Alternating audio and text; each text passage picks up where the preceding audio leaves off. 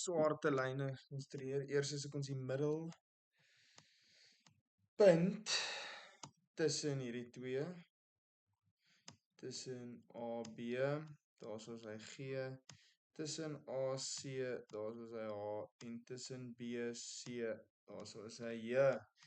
Dan wat ek gaan doen is, ek gaan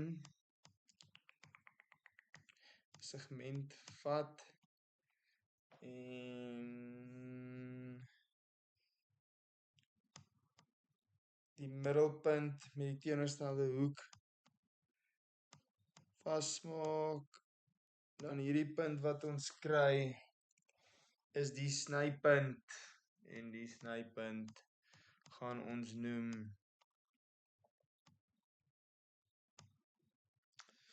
C. Ons gaan hom C noem.